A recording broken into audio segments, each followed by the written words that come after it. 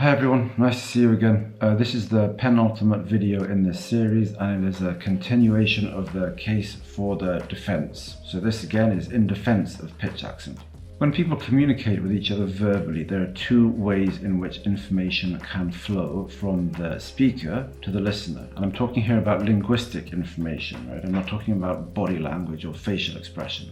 Information can either flow through sound, sonically if you like, or it can flow visually, but it only flows visually in the sense that we can look at people's lips and extract a very small amount of information from what their lips are doing. That of course only works if we can actually see their lips. Often when we talk to people, the listener can't see the lips of the speaker, and that's not only true when you're talking on the phone. If I'm crouching down on the ground cutting up a wild boar that I've just killed, and you're standing behind me talking to me and telling me what to do, I can understand you even though I can't see you at all, right? Even though you're standing behind me. This is a fundamental characteristic of spoken language, that it can be completely comprehensible even when all of the information comes in purely in the form of sound, right? That being the case, don't you think that it might be nice when you speak a foreign language to use the right sounds rather than the wrong sounds?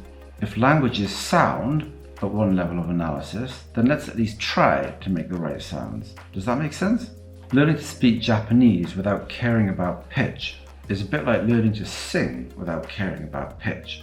People who listen to people singing don't say, you know what, you can be as out of tune as you want. As long as I can recognize the melody, I'm happy. No one thinks like that when they listen to somebody singing. Your audience wants you to sing in tune, right? Well, why not speak in tune as well? Now you could say, well, singing is a type of performance, and when I speak, I'm not performing. When I speak, I'm simply communicating. But if you think that, I promise you, you're wrong. Whenever we speak, we're always performing. There's no such thing as pure communication under normal circumstances. You're not an air traffic controller.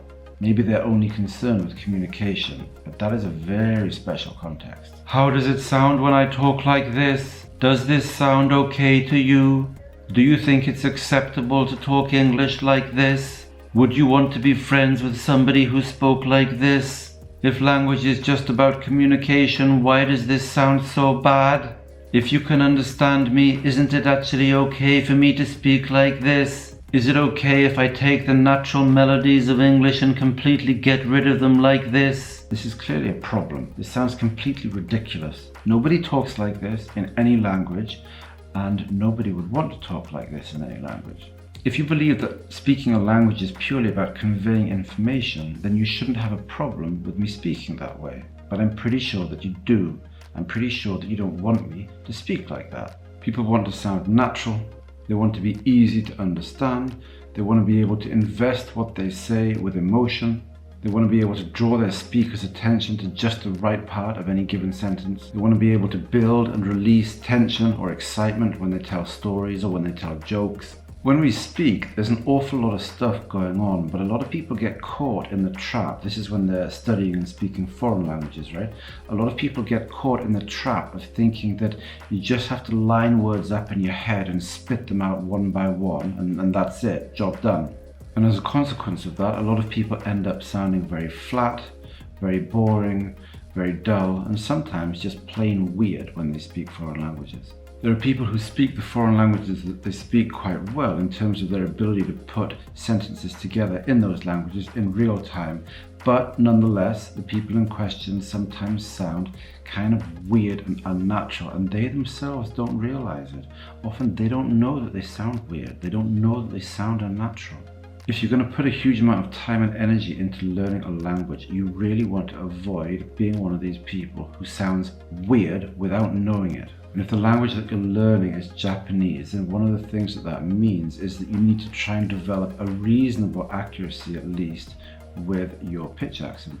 Because whether we like it or not, Japanese has pitch accent, and it's one of the things that makes Japanese actually sound like Japanese. Now that I have a more sophisticated understanding of pitch accent, I notice that when I listen to Japanese, I can hear more clearly just how Japanese it sounds. I know that sounds daft, but Japanese really does sound very Japanese, and the reason I can say that is that my brain has opened up to a bit more of what is going on in the language. Now, if you're relatively gifted or talented in this regard, then it's true that your brain will pick up a certain amount of this stuff naturally without any conscious effort on your part. But everybody, without exception, will benefit from a certain amount of conscious and deliberate study of this aspect of the language. This only has to be a relatively small fraction of what you do when you're studying Japanese, and it's certainly no more effort than learning the tones for a new Chinese word that you come across, or the stress pattern for some new English word that you've come across. Once you've come to be aware of the fact that there exists this thing called pitch accent in Japanese, I would say that no serious student of Japanese has any good excuse for ignoring it completely. No, you don't have to get obsessed with it, and no, of course you shouldn't allow yourself to get into a state in which you're freezing up when you speak because you're worried about making a mistake, or you're worried perhaps that you've just made a mistake. But ignoring it completely is bad form, in my opinion. And it's certainly not a rational decision for anyone who has a long-term commitment to learning Japanese.